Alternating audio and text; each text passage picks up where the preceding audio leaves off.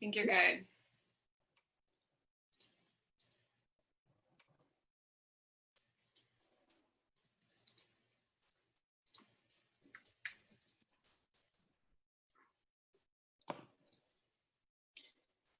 Good afternoon, everyone. I'm Renee Roman Nose. I'm pleased to be with you here today with Native Wellness Institute on this beautiful, beautiful day.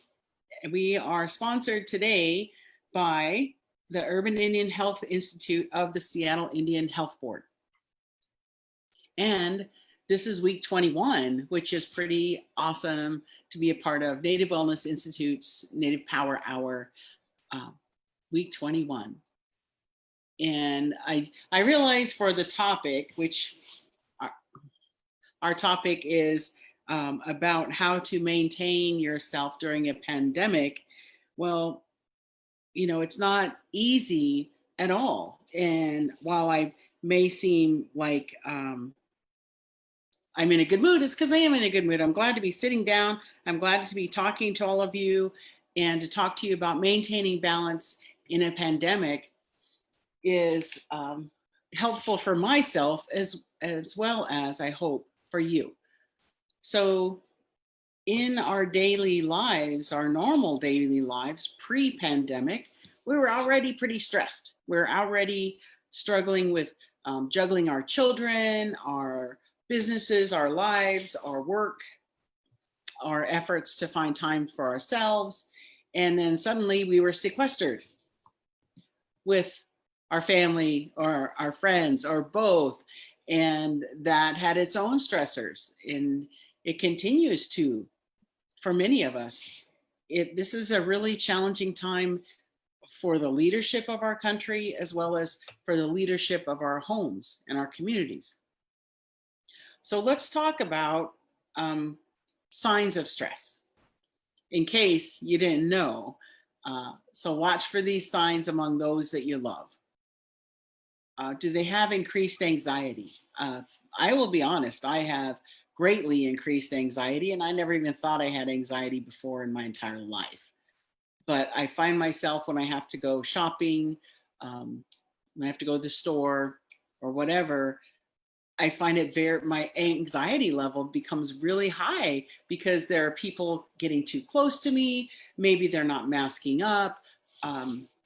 For whatever reason, I am a very social person. And then suddenly I feel like, you know, I need a big sign that says, stay 6 feet away, leave me alone.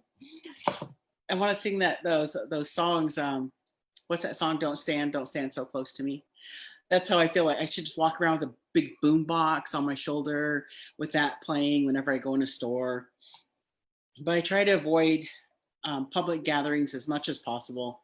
And in terms of, well, certainly public gatherings, of course, but any gatherings in a store, I social distance, I make sure I have my mask on, and I respectfully, actually, I turn away. If someone's talking to me, I'll turn away a little bit, just in case that mask is not doing its 100% job, which we know they're not. It does substantially reduce the opportunity of spreading or of contracting COVID-19, but it does not eliminate it. So even a really good mask, a good surgical mask with 3-ply, still reduces it down to 1.5%. So that's amazing, 1.5%. So mask up. Don't just do it for yourself. Don't just do it for the Karens of the world. Do it for everyone you know, everyone you love. Make sure that gets done. So other things to watch for are, are you sleeping well? Is your sleep disrupted? What about your appetite? Has your appetite changed? If you're anything like me, your appetite changed a lot. So last year for Sundance, I gave up sweets. So I went for a whole year with no sweets, no ice cream. Glad that year's over. So I was released by my painter, and I decided that for this year, my final year, or my last year of sacrifice for Sundance, I'm giving up fast food, which is pretty easy to do because just don't drive there. And fortunately, I live a long way from areas where I have to worry about that or get tempted by that. But if your appetite or your diet has changed substantially, ask yourself why. How can you make it healthier?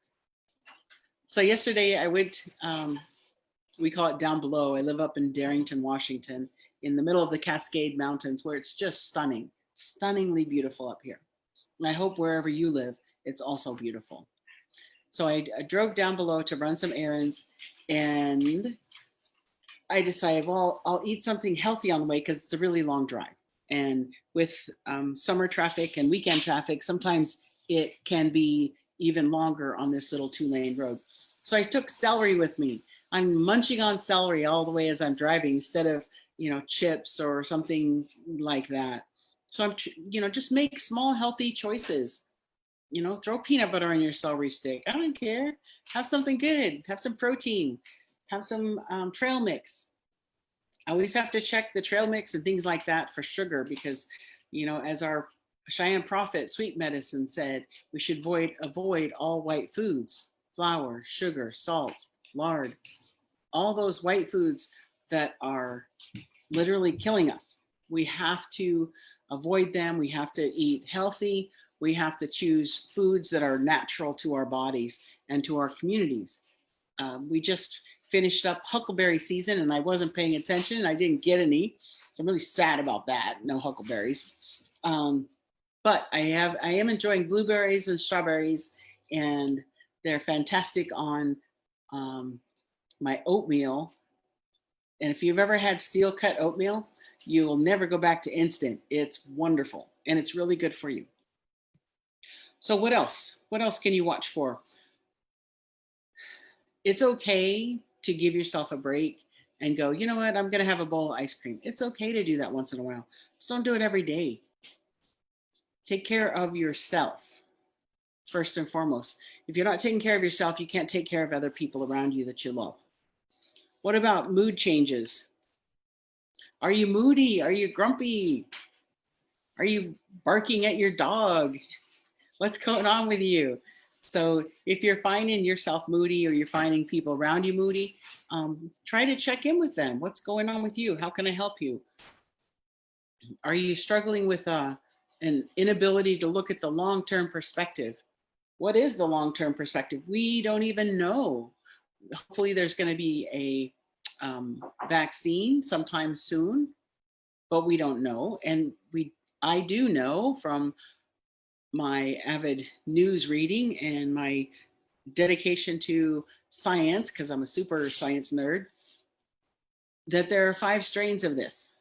So if we receive a vaccine for one of them, is it going to help us with the other 4? We have to remain vigilant. We have to protect those around us by masking up. We have to protect them by social distancing, by minimizing our travel, by limiting our exposure to other people. We keep hearing about these super spreader events. Right now there's an event, the Sturgis Rally, which is right next to our sacred site, Bear Butte, where we do our vision quest. Many tribes do their vision quest. And it's a quandary.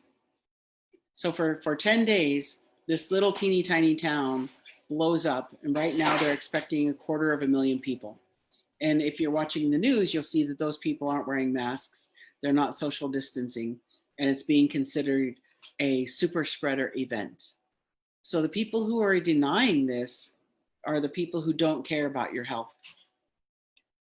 You have to care about your health. You have to take care of yourself and your family first and foremost.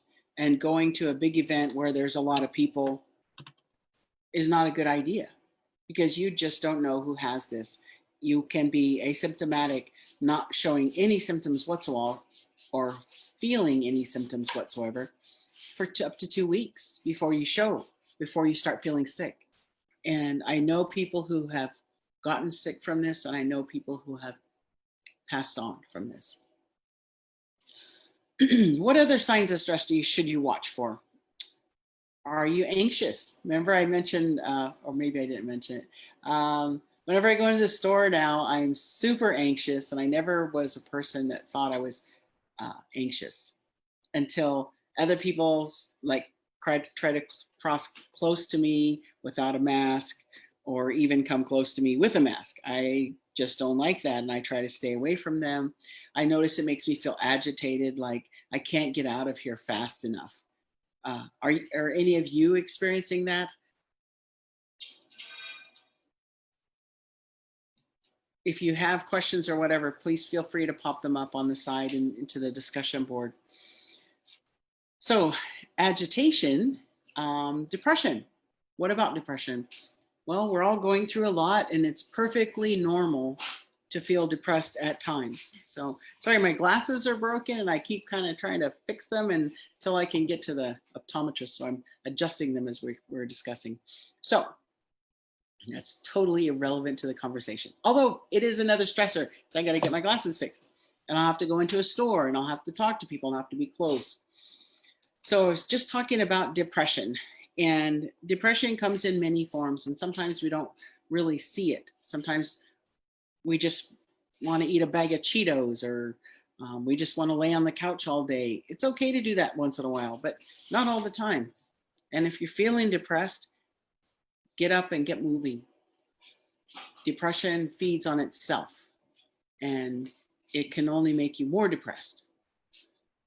So in my life, I've been through some traumatic events which have caused depression, and I have gotten through it many times, and we will get through this too. I don't get through it alone. I get through it with the people who love me and the people I love who are in my life and willing to put up with me. So I'm grateful for them. My daughter's on the other side of the room, and she's nodding and saying, uh-huh, we put up with you, Mom. And I'm grateful for that. You have to put up with me, Stephanie. I gave you life. So other things you can watch for. Are you generally unhappy? Are you feeling sad? That's perfectly normal. This is a very traumatic time for the entire world. And it's additionally traumatic because there are people who are denying what's happening. There are people saying that it isn't true, or other crazy things, and other inexplicable things. So I should take back crazy part. Inexplicably saying that this is not a valid thing. Well, over 165,000 Americans so far this year have passed away from this inexplicable pandemic. And we have mass graves in New York City because of COVID-19. So look at the science. Don't look at the conspiracy theories. Yeah, they're interesting, but don't let them get in your head. This did not come from a lab in Wuhan, China. Wuhan does have a lab. Many cities have labs. This came from an animal, probably most likely a bat, but research is still being done on that. We don't know enough about this pandemic. We don't know enough about this disease and how it manifests, because it keeps changing. It keeps morphing into other things. It attacks people's lungs in some people, people's brains in other. It's a horrible, horrible thing. And we have to protect each other. We have to protect ourselves. And that can be very depressing, and it can cause irritability. I keep seeing that there's one woman, they have this thing on the internet they call women who, and some men who are just, should not be let out in public. We call them Karens, which is terrible for anyone who's named Karen. And I know several wonderful women with that name, and I feel bad for them. But these other women who are throwing their privilege around like it's a pom-pom or something. Yay, my white privilege. No, your privilege does not preclude the right to protect others. Your privilege does not mean that you shouldn't protect yourself or your family. It's great that you have privilege. Use it to protect, not to pummel.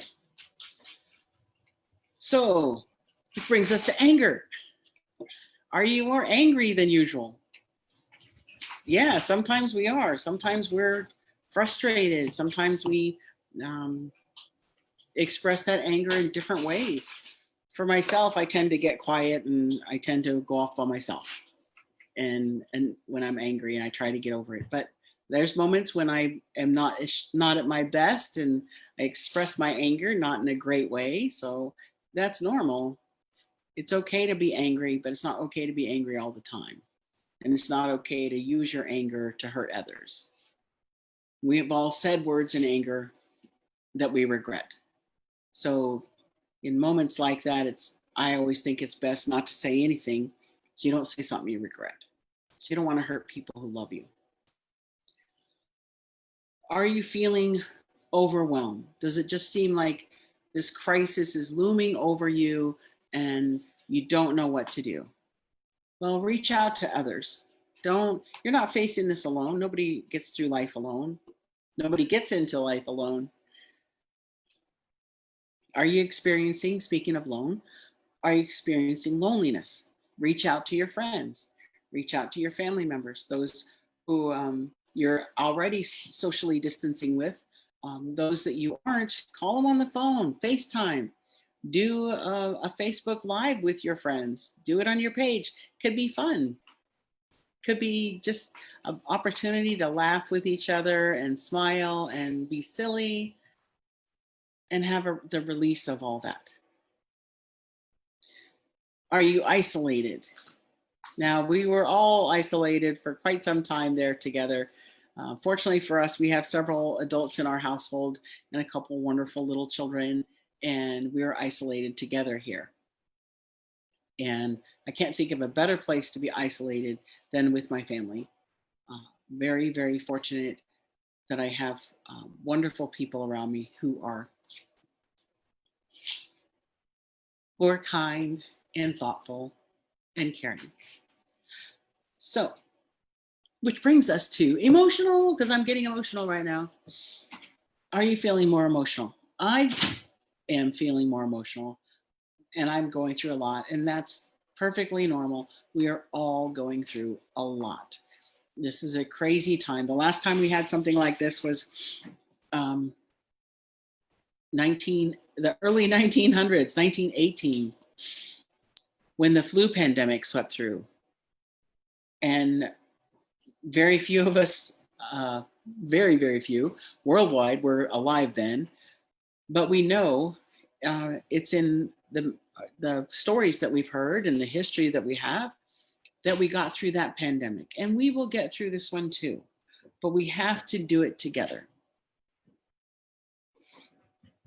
So all of these things, these stressful things, they affect our physical and our mental well-being. So you have to find a balance for all those things. Ask yourself, what is and isn't an emergency? Is it an emergency to get your hair done? No, it's not an emergency. Give the poor hairdressers a break. There's no way for them to social distance and fix your hair. Let it be natural. Let your beautiful gray hair that you earned, let it show. When you're online, for myself, this is a challenge because I really like to read the news online. And at one point I had 16 apps of news agencies around the world so that I could glean from those common threads that rang true. And in my desire to bring more balance to my life and to practice self-care, I eliminated 8 of those. So I now only have 8 news sources that I check daily, and it's still I enjoy that. I don't play video games. A lot of people do, but some people find comfort in that. Some people find a how do you put it? Some people really like that, and that's great. That's fine. There's nothing wrong with that. Practice self-care. Now, what does that mean, self-care? Well, what are you doing during this pandemic to take care of yourself? Are you taking walks? Are you hunting? Are you gathering? Are you picking berries and canning for winter? I encourage you to do all those things. You're going to need all of those things this winter. And we have to, excuse me, sorry, I'm emotional. It's vital that we continue to practice our traditional hunting and gathering practices. We need those traditional foods now more than ever. So if you have a routine, you get up at the same time every day, stick to that routine as much as you can. Make that routine just your daily thing. Okay, this is my routine. This is what I do. It's okay to stick to my routine. Then you have something that you have control over, something small and something that is comfortable and makes you feel good. What about your social network? Is it just online, or is it have you been socializing with your neighbor throughout this pandemic? Can you stand 6 to 10 feet away and visit with people? I've done that too. I visited some good friends in nearby, and we met in a park, and we stood a long way away and had a really great visit. And practicing safe social practices, because that's what we have to do right now. We have to protect one another. We don't know simply by looking at someone what their health issues are. I have many friends and family members with compromised health systems, compromised immune systems, folks who have diabetes and folks who have heart conditions. And I have both of those. And I was telling a cashier the other day, because she was kind of being snarky. And I said, look, because I was wearing a mask and a face shield. I don't want this. And so I said to her, I said, I have an erratic heartbeat, AFib, and diabetes, and I'm overweight. And there's only one of those that I can have any control over, and that's losing weight. So I have to focus on that. So that's something that I'm going to be working on, and we'll see how it goes. When you're on insulin, it's one of the side effects is weight gain. So that's been really challenging for me, but I like a challenge. So I'm going to have to do that for myself. So your strong social network, speaking of doing things for yourself, when you reach out to your friends and you ask them for their support, you say, hey, I'm working on this. Will you encourage me, or will you walk with me, or will you walk against me in terms of keeping track of your miles or your steps or how many stairs you're doing? Make it a contest with your friends. Make it fun. Don't just think you have to do all this by yourself, because again, nobody gets through life alone. Nobody at all.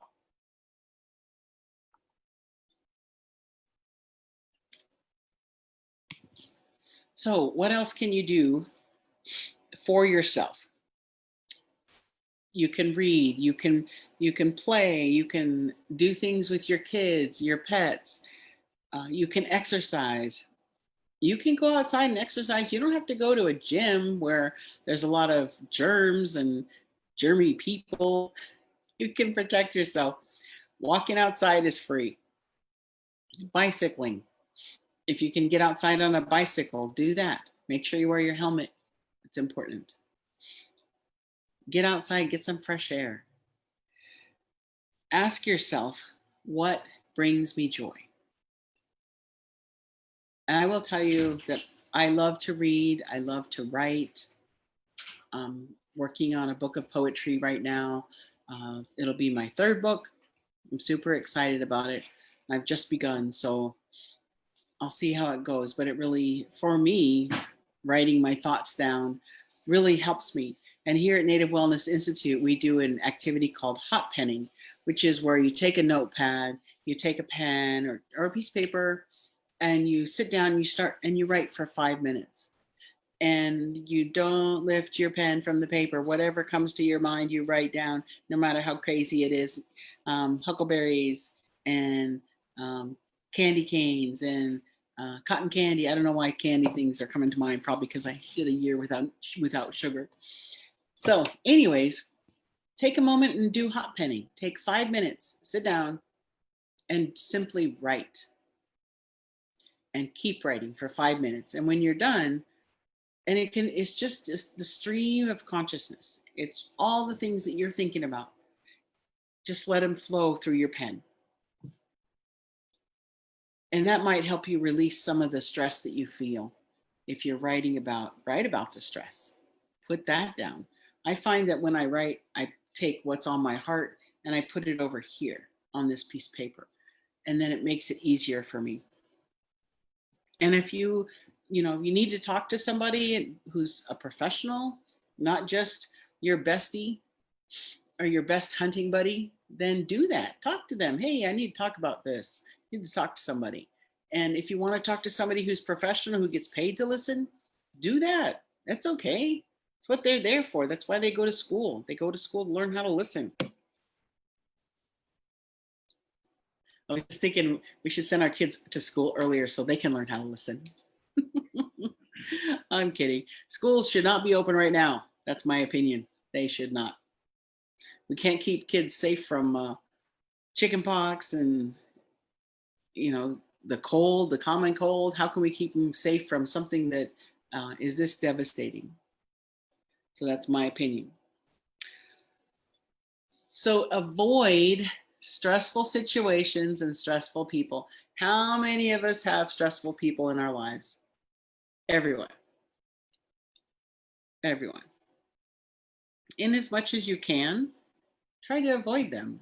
Try to just take more time to yourself. Spend more time with yourself. And if you have to be around people who are stressful, then, take deep breaths. And deep breaths can also help you if you're dealing with pain, because the oxygen in your body will help you release some of that pain, will help your body release some of that pain. And that's a really interesting concept that we don't hear about when we go to the doctor's office. They say, oh, here's a pill. This will help you with your pain. Here's another pill. That'll help you with your pain. Instead of saying you could take 10 deep breaths 3 times a day, and that would help you with your pain. And it's free. And it's healthy. So speaking of healthy, we're back to having a healthy diet. What are you eating? Is it good for you? Is it a treat? Do you give yourself a treat every Friday or every, Wednesday? Do you say, oh, it's watermelon Wednesday. I'm going to have a big bowl of watermelon, which is actually really good for you. But if you're going to choose to eat something that's not particularly good for you, just make it a treat. Don't make it an everyday thing. Make it a treat so that you look forward to it and you really appreciate it when you have it. So choose a healthy diet. That's going to help you mentally and physically, not just in the short term, but in the long term. Are you sleeping?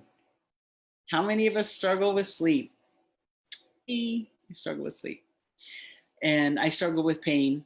I was in a bad car accident, so I'm in pain 24/7, but I deal with it, and I no longer take pain medications for it at all, anything. So it does make some days a little more challenging than others, but it is important to me to avoid pharmaceuticals as much as possible. That's my own commitment to my own health.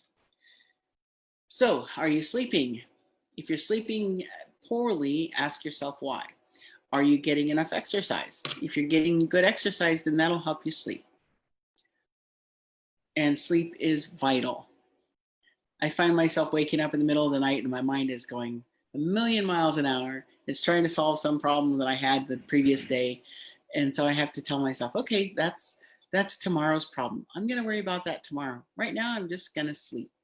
So I talk myself into going back to sleep, which lately has been working really well, I'm glad to say. Exercise. I bought myself a bicycle. I don't know what year it is.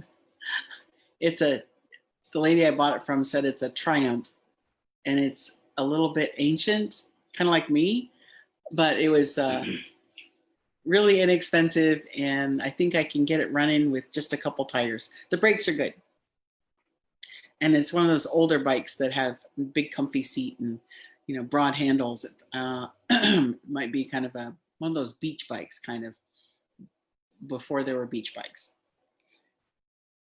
Anyway, I'm excited about it. I think it'll be a good opportunity for me to get on the bicycle and get moving, get exercising.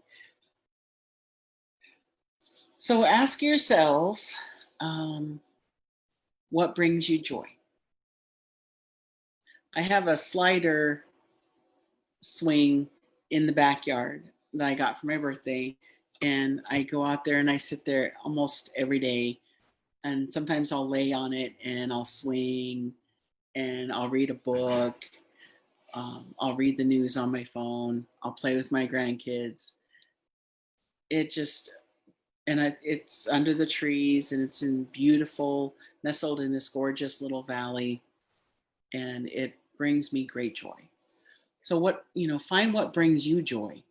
Is it just sitting in a park underneath a tree watching the squirrels? Or is it sitting out on the balcony enjoying a cup of coffee in the morning? Is it the taste of fresh water on your lips? Is it listening to a friend who's struggling? Because sometimes we just need to listen. We don't need to solve whatever problems other people have. We just need to listen to them. And they need us to listen.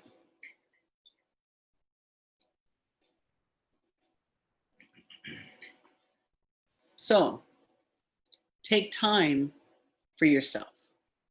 Take time to renew your spirit. Take time for prayer. Take time for reflection. If you're a prayerful person, not everyone is a prayerful person. I accept that. That's your right. I do not feel that I need to impose my own personal spiritual path on anyone else. We each have to find our own way. So taking time for reflection, what does that mean? What does that look like? For me, oftentimes it's a blanket under the trees and I just lay there and I'm just quiet. Yesterday, I was just laying in the sun for a couple of hours, reading a book and listening to the birds, listening to the wind through the trees. Find what brings you bliss. Find what brings you happiness. Is it the laughter of children and grandchildren? Is it playing games in the yard? Is it one of those big plastic pools and you're all wading in it and splashing around and spraying the kids with a garden hose?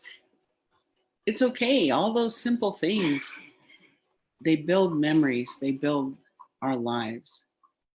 They weave together the days of our lives. And that's what I want you to do. Oh, this also brings me joy and bliss. This is my dog, Bera. And she's needing some attention right now. It's important to give attention to our four-legged friends as well as ourselves. And she brings a lot of joy too. She knows when I'm upset or I'm sad. She'll come over and she tries to get on top of the bed, which is not good because she's gigantic. And anyway, so she's not allowed on the bed, but she does walk with me a lot. And she is a sweet, sweet pet. She's a sweet member of our family. And I'm glad you get to see her. And I hope that you have a sweet pet of your own. And if you don't, there's plenty of adoptable pets out there. And I encourage you to adopt one.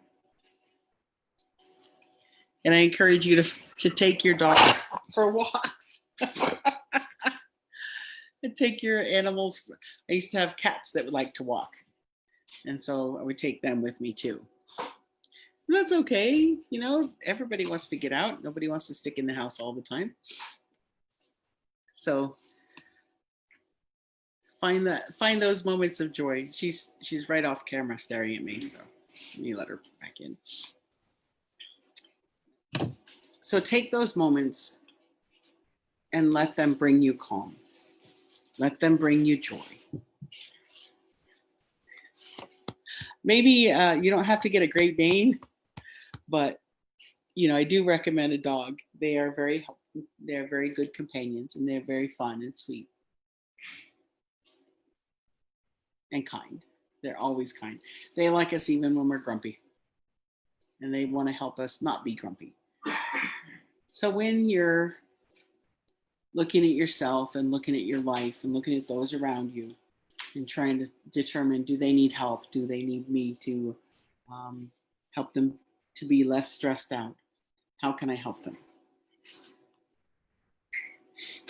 There's a lot of things that we can do for one another, simple things to bring joy and to bring happiness. And we have to remember that stress affects our mental and our physical health. And we have to, as human beings, reach out to each other and take care of each other, just as our pets take care of us. We have to be there for one another.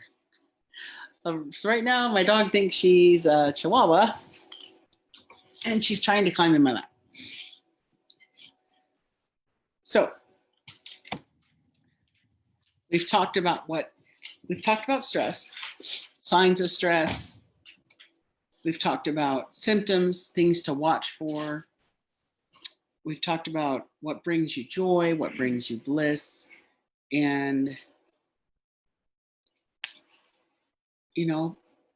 sometimes just being with someone you love is all you need. I think there's a song about that. Sometimes just the hug of someone who loves you, their arms around you or your arms around them, can bring so much joy. We know science tells us, science nerd fact, hugs are healing. And I do miss hugs greatly. But I'm lucky I get hugs from my family here, and I miss the hugs of my friends, but those days will come again. And so we just have to be patient. And while it does look like the pandemic will last for a really long time, possibly into winter, well into winter,